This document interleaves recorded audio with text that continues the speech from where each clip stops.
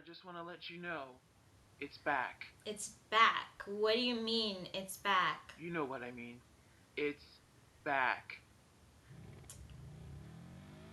Oh, it's back. Okay. Thanks for the heads up. Lunar out. Well, it's finally back. After 5 weeks hiatus, it's back. Nothing is the same way anyway. Nothing is the same way. Tell me we're all gonna be okay. Would you be there if they took this city away? Hey guys, Leader Spiral 27 here, bringing you Bleach, chapter 547, Peace from Shadows. Yes, it is back. After 5 weeks. 5 weeks hiatus, it is back. So, the chapter begins in color, which is pretty cool, and we get to see Ichigo taking his two Zanpakutos off from a table. Now, I'm not really sure what he's been doing as of late because that's the only time we ever get to see Ichigo. We actually get a better look at his new Zanpakuto, his new Shikai, basically. Yeah, those stripes, I thought they were stripes, but it turns out they weren't. They were just slits, holes. But, knowing how this new invasion might turn out, maybe Ichigo will come in at the last minute and try to stop Hashball for once. Or fight Uryu. That would be pretty cool to see. Hopefully. Now, comparing Ichigo's new Zanpakuto, it's quite different from his usual previous two Shikais, because this one is all completely black. Completely black. We actually get a pretty cool title page called The 1,000-Year Blood War and the Parting, the new official final arc, or basically the conclusion of the final arc. Not sure how long this is gonna last, a year or two, give or take.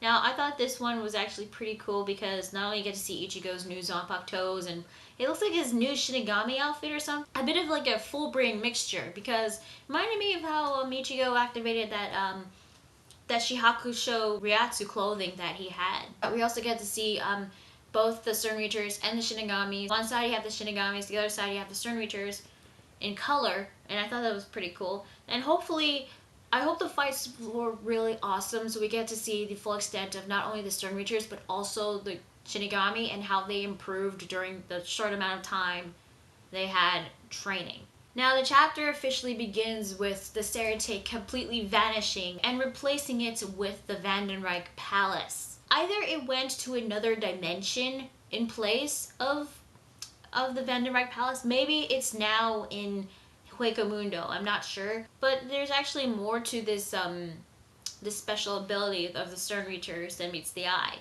Now we get to see a couple of the Shinigamis witnessing all this. Even Shinsui and Nanao witnessing this. He said that he put several safety measures in case the Stern Reachers try to ambush them again. But he wasn't actually expecting to see the Serite vanishing and being replaced by the Vandenreich Palace. Then we get to see Kyone and crap, I forgot that guy's name. Shoot, what was his name? Shutaro?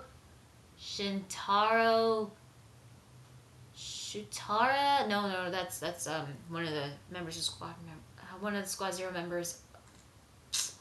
Frig, I don't know. Does it really matter what his name is? I mean, we don't even get to see him fight either way. Anyway, they're going to inform Captain Ukitake of what happened, and we get to see Ukitake, and I have no idea what he's been doing these past couple of chapters, ever since, the end of the Stern Reacher invasion, but he seems to be on a bed or a bath. I do not know. I don't know. I just can't make out what is going on with Ukitake. Now we cut to Squad 12's research department. Get to see Akon and this one guy we've seen a couple times before, but never really knew his name. Apparently his name is Hyosu, so good to know, I guess. And then all of a sudden, the research department completely vanishes itself, replacing it with also the Vandenreich Palace. All their technology and equipment gone. Yeah. And then we cut to the Yuha Bak. I'm still calling it Bak because I cannot pronounce the Yuha name. Yuha Kichir. Now we actually get a little bit of a backstory of what happened after the Thousand-Year Blood War. Although I think it would be pretty cool if we actually get a flashback of that war and see what happened, but this will have to suffice for now. Apparently, right after the Shinigami beat the Quincies, there were some survivors from that war, and they left to the world of the living because apparently the security there is completely lax. So while they were hiding in the world of the living, they used this opportunity to use the free-flowing reishi to conceal themselves in the shadow, biding their times, preparing themselves to finally strike against Soul Society. And we get to learn that the Invisible Empire is actually called Wandenreich. Wandenreich?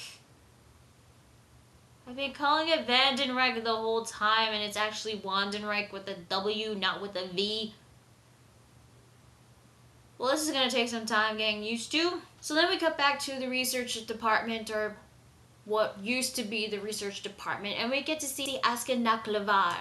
Then we cut to Hashvald, and he's going to confront Shunsui and Nanao.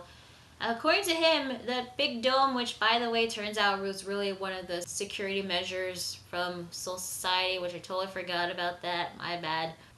Anyway, that barrier was called the Shekon Maku, and according to Hashvald, they didn't really break through the barrier. They actually were already inside it, which did get me kind of confused, but they explained it a little bit more. Hashvald introduces himself as Stern Reacher Grandmaster and the direct liaison to the Emperor of the Wandenreich, Jugram Hashvald. Shunsui introduces himself as Captain of Squad 1 and of course the head captain of the 13 court guard squads. And Hashvald was already aware about Shunsui replacing Yamamoto. Ego Bach gave all the Stern Reachers one direct order, and that is to exterminate the enemy ASAP. And then we cut back to Askenaklavar. I like saying that name. The rest of the members of the research department were totally confused, like how the hell did they manage to get there? And Asken just tells them that they didn't actually appear out of thin air. They were actually here this whole time. Then we get to see this door open, and it turns out that it is Mayuri and Nemu who are finally coming out of the office after being stuck there for days. According to Mayuri, the Quincies have been lingering in the shadows, which was, mentioned before by Bach. And he said that apparently that these two worlds have existed in the same place at the same time. So both the Shinigami and the Quincies were living in the same world at the same place at the same time, but they never actually came in contact with each other because the Quincies were living in a world amongst the shadows. Previously, some of the Wandenreich members actually using the shadows to either appear in Soul Society, even though they've been there the whole time. They actually were concealed by the shadows, but they revealed themselves after they got out of the shadows. So I guess that actually does kind of make sense in terms of Bleach. I mean, they're both living in the same world at the same time, but the Quincies were in the shadows this whole time. Mayuri finally comes out of his office and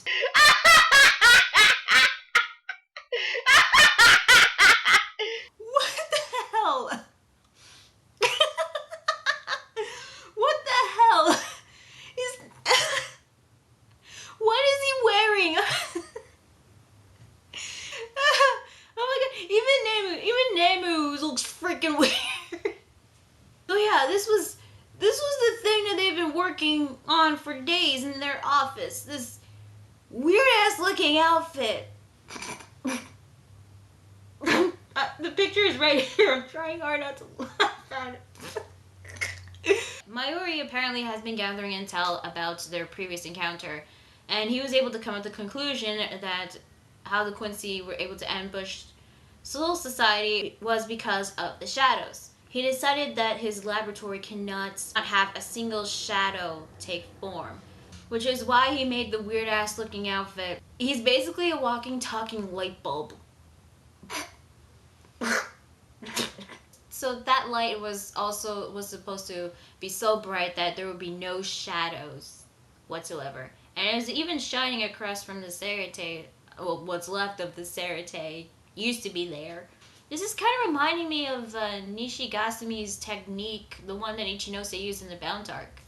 I mean, a technique where light completely wipes out all the shadows. Which doesn't really much make sense because wherever there is a light, whenever there's a light shining on something, there's always going to be a shadow. I mean, even if the light is incredibly bright, I mean, there is still going to be a shadow once it shines on an object. I mean, seriously, if you're shining the light on a person, there's still going to be a shadow forming. We cut to a couple of random Shinigami and they get what looks like blasted away by Basby, but they're actually protected by an ice barrier. And we get to see Toshiro and Rangiku, and it looks like that they are going to fight against Basby. And you know, from this chapter, we've seen that he is still able to activate Hyorimaru's Shikai abilities. So even though he had his Bankai stolen, he still has his Shikai. Okay, that's good to know, but this does beg the question. When him, Byakuya, Komamura, and Soifun got their Bankai stolen, why in the hell did they not use their Shikais? Now it's been confirmed that they had their Shikais, but not their Bankais. I mean, hell, in that scene, Soifun could have just used her Suzume Bachi instead of that Jakuo Raikoben right away. So anyway, that is where the chapter ends. Toshiro and Rangiku confronting Basby, and yeah, that is Bleach chapter 547. What did I think? Well, this is definitely a setup chapter of what's to come for the next couple of chapters. It looks like that Mayuri and Nemu are going to fight against Asuka and Naklevar. Basby is going to fight against Toshiro and Rangiku. And Hashvald is going to fight against Shunsui and Nanao. Not sure how this is going to really work out. Probably see one fight, then the next, then the other. Or probably see 2 fights or 3 at the same time. Now, not much to say about Toshiro. I mean, last time we saw him, he was trying to improve on his sword fighting skills. And then we get to see him. The only difference he has now is bandana. It's Rangiku. I don't know what she's gonna do, but if she's gonna fight, I mean, can we at least see if she has a Bankai now? Shunsui and Hashvald. This fight might be interesting because we never actually see the full extent of Hashvald's abilities. Actually, we've seen a little bit of Basby because he can shoot out fire apparently. Not Asuka Naklevar, definitely not, and definitely not Hashvald. We know he has a sword. That's basically it. We'll probably get to see more of his skills and abilities against Shunsui. And now, I don't know what the hell she's gonna do. Because I don't even know if she even has a Zanpakuto. I mean, she knows Kido, but I don't know what the hell she's gonna do. Now, Asuka Naklevar versus Nemu and Mayuri. This fight might be interesting to see. Because we don't even know a lot about Asuka, and we might get to see some of his abilities. Mayuri's outfit was freaking hilarious. What the hell? Not only that, but I'm kind of want to see like what Mayuri can actually do. Since he researched on the Quincies, he might come up with a couple weaknesses and what he's going to do to beat him. Not sure who will win on each fight. Hopefully it's not going to be like a one-sided battle where all the Shinigami will win and the Stern Reachers are all dead. So maybe some of the Shinigami will die in battle, just like some of the Stern Reachers. It's a bit hard to tell at the moment, but I am looking forward to seeing some of these fights for the next couple of chapters, and hopefully it'll be really good. Maybe we'll get more of a setup chapter next week, seeing who is going to fight against who later on. I'm just curious of what's happening inside the Squad Zero's palaces right now, because I don't know if they're even aware that the Wandenreich have invaded. This is going to take some getting used to. You know, overall, I thought this was a good setup chapter, I'm not going to lie. It's hard to tell whether this was definitely worth the 5-week wait, but hopefully when the next chapters come out soon in the next couple weeks, we'll get to see if this was really worth it. And hopefully Kubo does a really good job in this war, because, I mean, I'm not going to lie, I enjoyed the Quincy invasion a lot, better than the war in Naruto, and hopefully this will be even better now. So, not sure how long this is going to be gonna last, since this is going to be the final arc. But who knows? Maybe within a year or two. Considering, I mean, you got to consider Kubo's pacing. But who knows? So yeah, that is Bleach chapter 547. I'm Mayuri, and I will see you guys later. Bye.